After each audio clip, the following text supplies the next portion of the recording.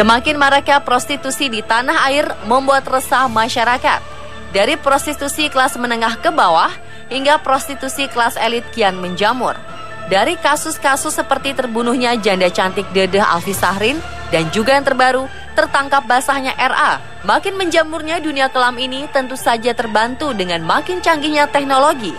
Berbagai macam transaksi haram ini bisa dilakukan tanpa bertemu muka sehingga sulit tercium oleh pihak kepolisian.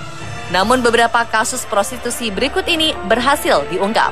Inilah 7 kasus prostitusi menghebohkan di Indonesia versi On The Spot.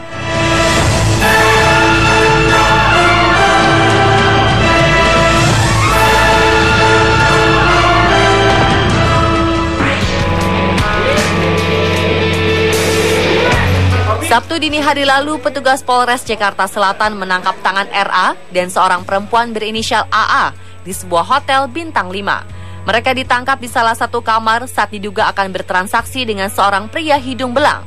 RA memang dikenal sebagai mucikari dari prostitusi kelas kakap. Menurut pihak kepolisian, mucikari menjajakan AA dengan mengandalkan komunikasi digital. Dari penangkapan tersebut, terkuak bahwa RA mematok harga minimal 80 juta sampai 200 juta terhadap satu perempuan penghibur. Selain mematok harga yang fantastis, RA dan wanita binaannya hanya menerima pelayanan di hotel berbintang.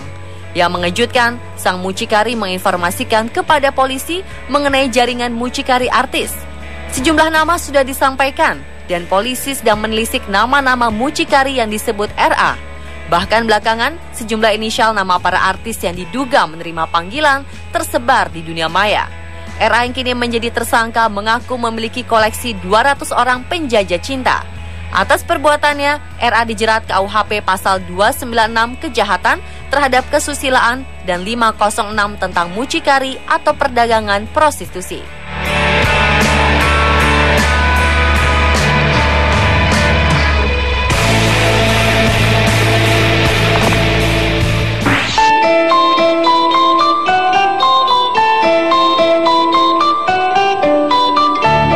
Tanggal 11 April lalu, seorang wanita berusia 27 tahun bernama Dedeh Alfi Sahrin ditemukan meninggal dunia di kamar kosnya di Jalan Tebet Utara 15C nomor 28 RT 007 RW 001 Tebet Timur, Jakarta Selatan.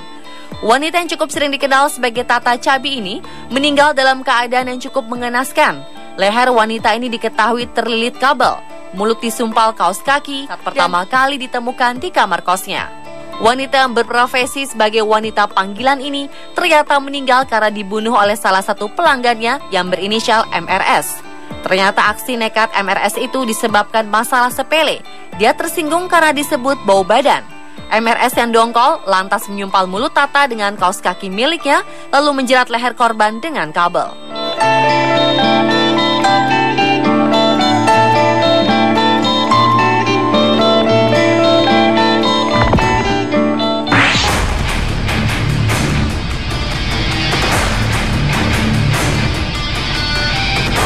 Mei 2013 silam, nama Ahmad Fahtona ramai menjadi pemberitaan di media tanah air. Selain diduga terlibat dalam kasus dugaan suap impor daging, belakangan terungkap soal kedekatannya dengan sejumlah wanita cantik. KPK pun langsung bertindak, sebab Fahtona diketahui memberikan sejumlah barang berharga seperti mobil kepada wanita-wanita cantik itu. KPK menduga hal itu sebagai pencucian uang yang dilakukan Fahtona. Tersangka penerima suap kuota impor daging sapi ini diduga telah menyebar uang puluhan miliar rupiah kepada 45 perempuan. Kala itu Ahmad Fahtona diciduk oleh KPK di sebuah hotel. Tak sendiri, Ahmad Fahtona tengah berduaan dengan seorang mahasiswi cantik bernama Maharani Sutio.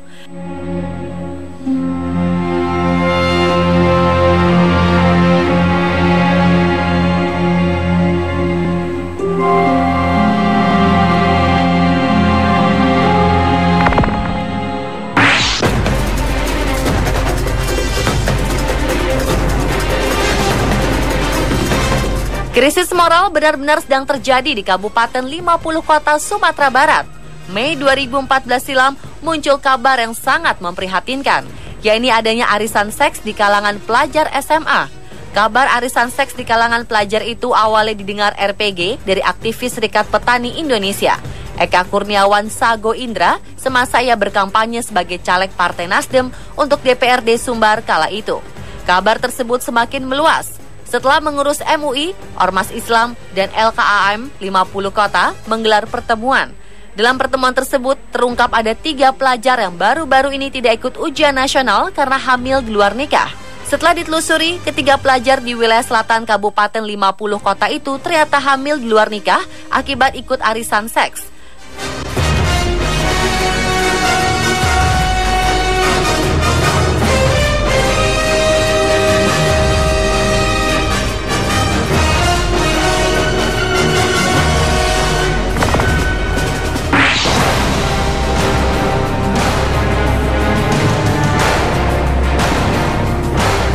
(8 Agustus 2013 silam, Polresta Bogor Malang mengamankan sebanyak 28 ABG di bawah umur yang diperjualbelikan di wilayah Jakarta Barat. Mereka diamankan di sebuah kosan terletak di Jalan Kebonjeruk 17, Gang Pinang, nomor 46, Taman Sari, Jakarta Barat. Puluhan remaja berusia belasan tahun itu dijadikan sebagai penjajah di kawasan hiburan Taman Sari oleh tersangka yang bernama Eli. Sebelumnya, karena laporan masyarakat Kota Bogor, Kepolisian Resort Kota Bogor telah mengamankan setidaknya 4 orang tersangka terkait kasus perdagangan tersebut. Kasat Reskrim Polres Bogor Kota, AKP Condro Sasongko, mengatakan bahwa akhir-akhir ini kepolisian menerima pengaduan masyarakat di Kota Bogor bahwa anak perempuan mereka hilang. Polisi lalu menemukan 28 korban di dalam rumah tersebut. 11 diantaranya adalah anak di bawah umur. Para tersangka akan dijerat dengan pasal 2 ayat 1 Undang-Undang nomor 21 tahun 2007 tentang perdagangan manusia. Mereka diancam dengan hukuman hingga 15 tahun penjara dan denda sebesar 120 juta rupiah.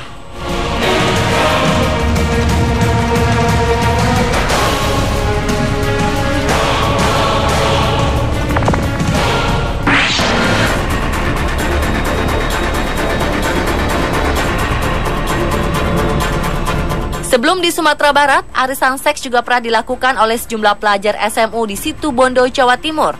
Pemenang dalam arisan tersebut dihadiahi kencan dengan pekerja seks komersial.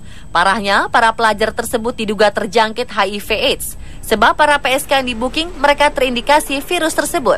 Hal ini diketahui setelah Komisi Pemberantasan HIV/AIDS KPA bersama Dinas Kesehatan Situbondo melakukan pendataan dan tes cepat ke sejumlah PSK yang berada di lokalisasi Situbondo. Berdasarkan testimoni dari seorang penjajah cinta, dia mengaku sering dipesan untuk arisan seks yang digelar setiap pekan oleh sejumlah pelajar SMA di Situbondo. Kejadian ini jelas menjadi racun bagi generasi muda, apalagi dilakukan saat mengenakan seragam.